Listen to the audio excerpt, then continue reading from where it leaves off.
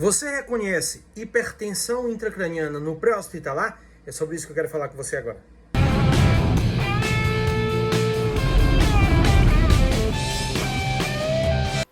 Antes de você dar prosseguimento a esse vídeo, primeiro vai e se inscreva no canal e dê um joinha, que é pra gente poder divulgar mais e mais esses conteúdos, beleza? Olha só, a nossa cabeça, ela tem um volume, esse volume tem uma relação com essa calota craniana. Essa calota craniana, ela é, de certa forma, inflexível, ela não se dilata, ok?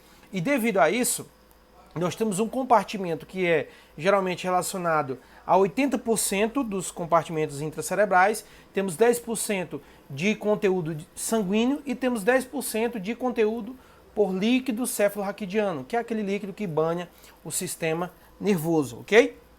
Então, quando nós temos qualquer alteração de volume, de massa, dentro dessa calota intracraniana, desse encéfalo, desse cérebro, nós começamos a aumentar essa relação do cérebro contra a calota craniana. E quanto mais volume você gera, quanto mais efeito de massa se potencializa, mais essas estruturas cerebrais elas vão indo contra essa calota craniana que não se expande.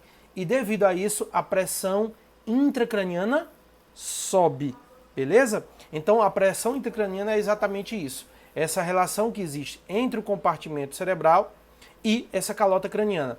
E quando você tem uma alteração de volume ou de massa, você tem um aumento dessa pressão intracraniana. Porém, gente, no pré-hospitalar nós não temos como mensurar isso, como avaliar isso, porque nós não temos um aparelho lá inserido na calota intracraniana para poder avaliar isso. Então, no pré-hospitalar, o que é mandatório é exatamente a clínica e algumas ferramentas que nós podemos utilizar. Tá? Então vamos lá. Primeira coisa que nós temos que observar é exatamente se esse paciente ele perde pelo menos 2 pontos na escala de Glasgow. Se isso acontece, isso pode significar um aumento de pique, beleza? Outra situação importante é exatamente fotossensibilidade e fotorreação da pupila. Ou seja, a reação pupilar aos reflexos luminosos, elas começam a cair. Então, de repente, não vai haver um sucesso nesse reflexo pupilar. Tá? Outra situação importante que nós temos que estar atentos, pacientes que têm dificuldade de ventilação. Isso pode significar uma pressão intracraniana, pode significar uma herniação com compressão de bulbo, tá? De ponte, que são locais responsáveis pela frequência respiratória, por esse trabalho, né, muscular, enfim. Essa reação respiratória. E um outro ponto importante é a tríade de Cushing. O que é a tríade de Cushing? O indivíduo vai ter bradipneia, bradicardia e hipertensão. Então, quando isso acontece, nós temos a tríade de Cushing. Isso significa um aumento expressivo de pressão intracraniana. E geralmente, pessoal, essa pressão intracraniana ela vai ser classificada, aí, esse aumento, como uma lesão secundária. Ou seja, a lesão primária já ocorreu, o indivíduo já tem ali uma deterioração cerebral por conta, por exemplo, de um hematoma, de uma pancada, de uma abertura, uma exposição encefálica, enfim.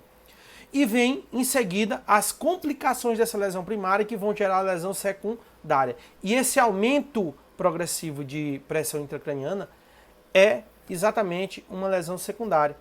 E essa lesão secundária ela vai afetar diversos segmentos cerebrais, neurológicos, enfim, hormonais, que vai influenciar em todo o corpo do indivíduo, beleza? E o que nós temos que estar atento em manter boa ventilação, boa oxigenação e bom controle de pressão arterial, tá? No pré-hospitalar. Nós temos que estar atento a tudo isso. Aí entra observação de gotejamento, que tem que se tomar cuidado para você não fazer mais que 125 ml por hora, para não ter aumento de volemia e, consequentemente, não ter aumento de fluxo sanguíneo cerebral. Então, essas situações são extremamente importantes. Mas o que eu quero chamar a atenção é exatamente nessa cautela de se avaliar no pré-hospitalar essa possibilidade de aumento de pique, ou seja, a IC, hipertensão intracraniana. Beleza? Então, forte abraço. Esse é o nosso recadinho.